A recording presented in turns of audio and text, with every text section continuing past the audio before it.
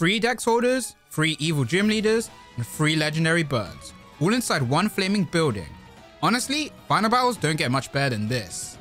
Hey everyone, for today's video we've got yet another great battle from Pokemon Adventures. Specifically one of the final battles of the first arc, being the Battle of Silph Cove. In the Pokemon games and Origins anime, this battle was already super cool, but seeing it here in full shonen glory is something else.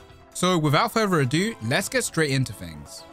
Our story starts in Saffron City, where Red and Blue have been invited by Team Rocket for one last showdown. The two trainers agree, as the residents of Pallet Town have all been kidnapped, including Professor Oak. So you already know, Red and Blue aren't going to let this slide and they're spinning back.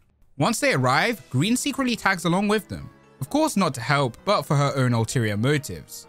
Red and Blue are making their way up the tower, climbing the floors, when out of nowhere the floor under Red's feet opens up, dropping him into the unknown.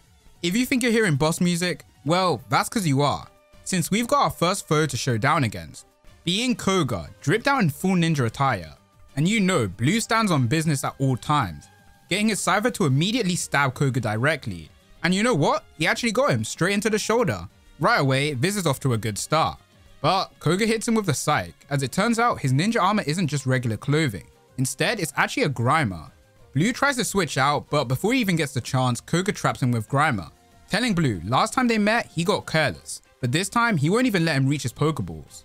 The last time in question, by the way, is in Lavender Town. When they first met, Koga controlled Blue with his Ghastly and Red had to help out. So in retaliation, Blue's Charmeleon slashed up Koga's Arbok.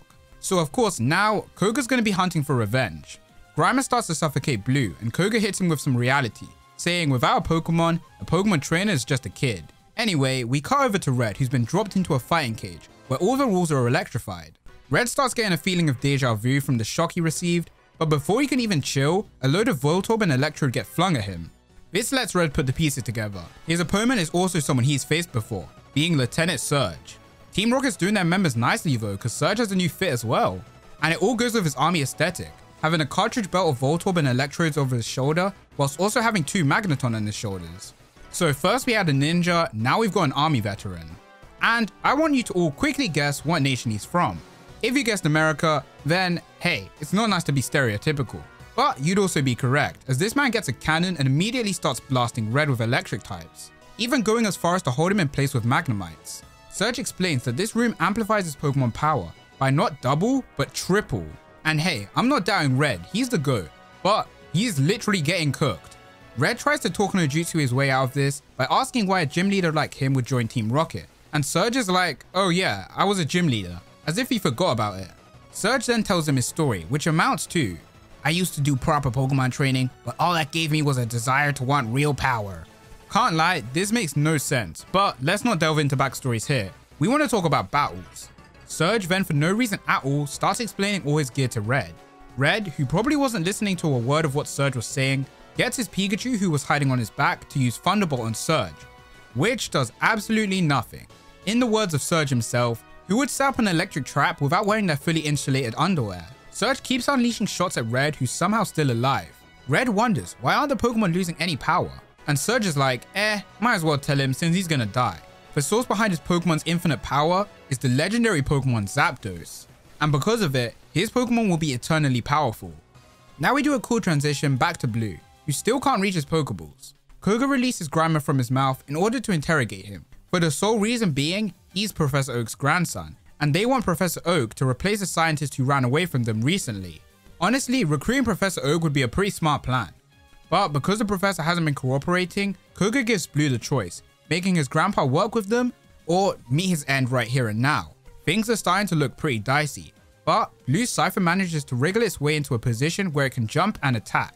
But this ends up being absolutely for nothing, as Scyther gets dropped immediately. Koga then punishes Blue for this with a Razor Wind directly into his chest. If you think about it, Team Rocket really just ambushed these two kids and tortured them. Since Red and Blue are pretty much lost causes, let's move on to what Green's been up to, as she's also in the building climbing floor after floor, without even getting spotted, until she reaches one room in particular, which looks like outdoors. A girl then calls out to her, telling her in this room she must endure her most secret fears through the power of psychic Pokemon. Green tries to attack, but the girl teleports behind her, revealing herself as the third Team Rocket gym leader, Sabrina. And although she doesn't have any special drip, she does look pretty cold in the Team Rocket dress. Anyway, Sabrina wastes no time disarming Green with Kadabra's Psychic, which flings the Pokeballs off Green's belt. Then she begins an onslaught on Green's Blastoise, who unfortunately goes down.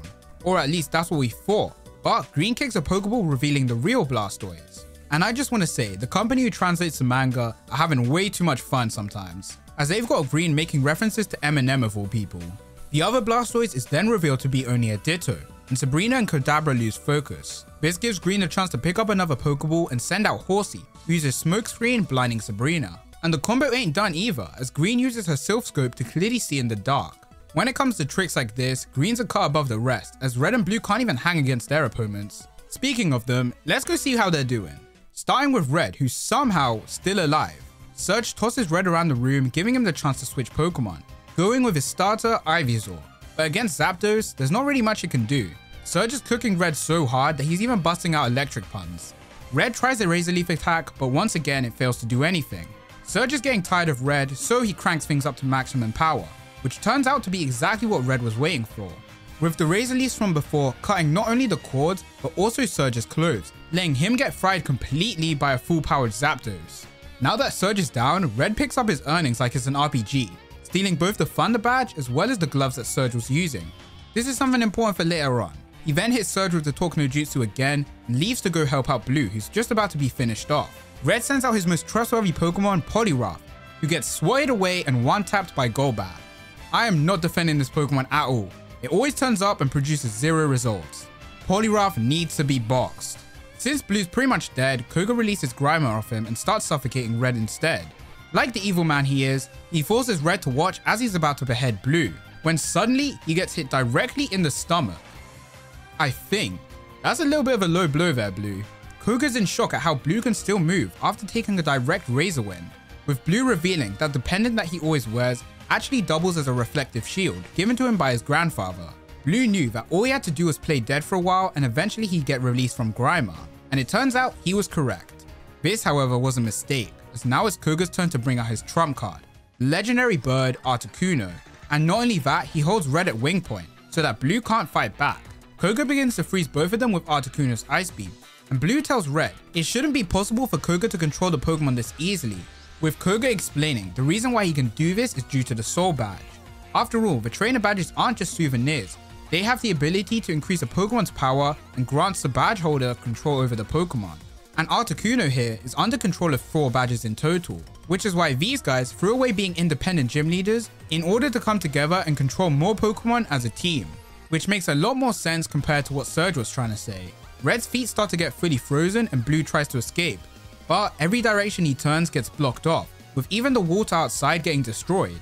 Blue's leg gets caught and frozen and Koga knows it's time to finish things off, with the entire room getting frozen, including Pidgeot and our 2 heroes. Koga starts to sweat, like, damn, these 2 kids really made me, a pro ninja and full-grown adult, pull out a legendary Pokemon. Then suddenly, he gets struck directly in his back, turning around to see the now unfrozen Blue and Red. How did they get unfrozen, you ask? Well, when the hole in the wall opened up, Blue threw out his Charizard, thinking that Koga would freeze the whole building, which, lo and behold, he did. So during that time, Charizard's been outside burning the building. So now with a combined attack from Pikachu and Porygon, Koga goes down. Koga drops his Soul Badge and Blue takes 1 and gives 1 to Red too. He then uses Koga's Golbat to show the location of where Professor Oak is being held. The 2 then hear a scream from the higher floor, with Red realizing it must be Green. So with 2 separate goals, the rivals split ways, promising to meet up again soon. Just like that, Team Dex Holders clutch up a victory, with the score being 2-0. How Koga and Surge fumbled this bad is actually crazy.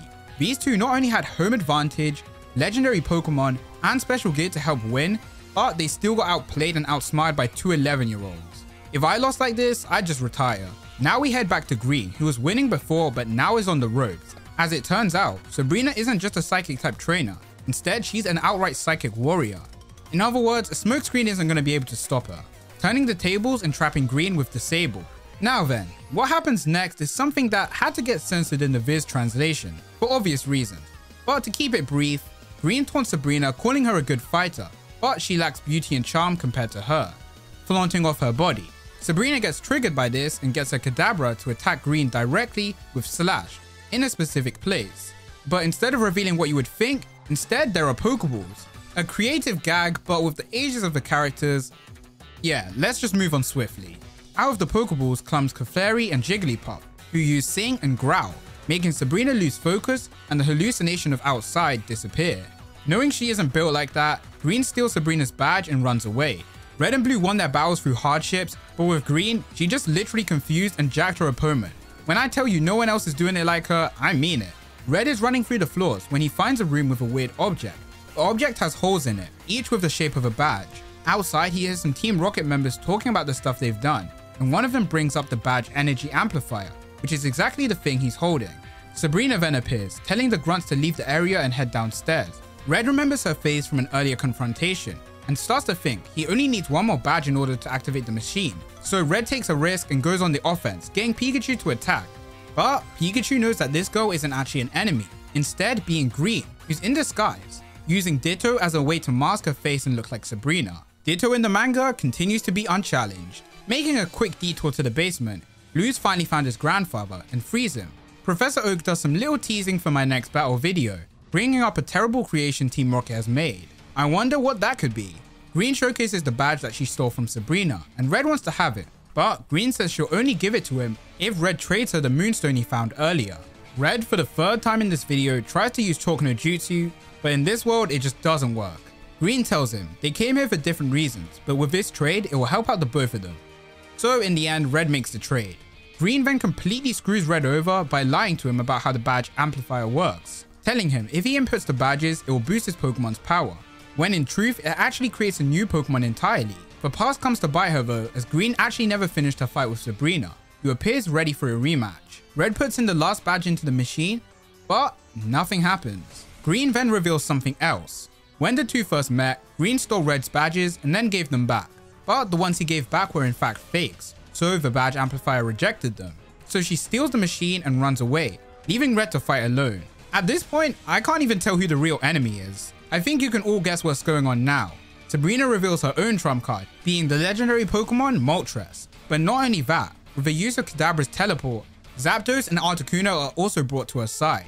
Now far away enough, Green switches the badges in the machine, which activates it, creating an orb of light that flies away from her and back to where Red and Sabrina were. I know things are starting to get good, but we need to make another quick detour. You may be wondering, where the heck are all the other Team Rocket grunts? Well, the Team Rocket members are trying to flee. After all, Blue set fire to the whole building. But outside, they're all being blocked off by the 3 gym leaders of Justice, Brock, Misty and Erica, as well as the townspeople of Celadon City.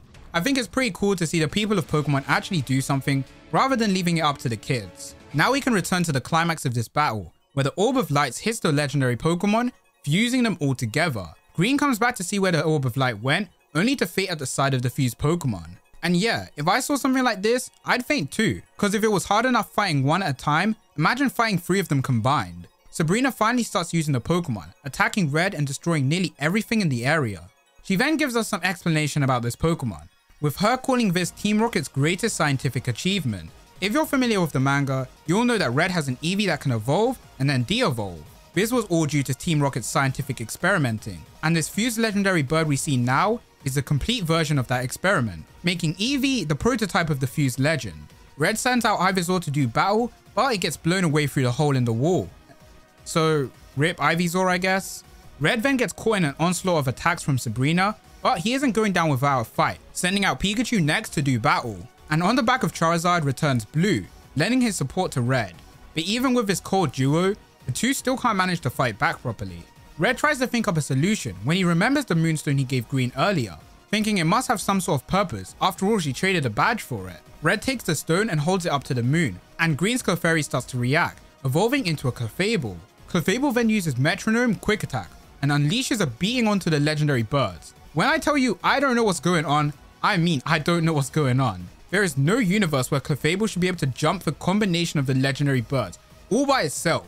This Pokemon's moving so fast, it's creating after images. Sabrina then commands the Pokemon to use Sky Attack, sending all 3 trainers and the Pokemon barreling outside of the building. Sabrina comments that not even they could survive a fall like that, when suddenly she feels a chill, looking down to see the trainers safe and sound, due to a web created by Ivysaur's finds. And look at these guys smiling, they look cold as heck and they know it.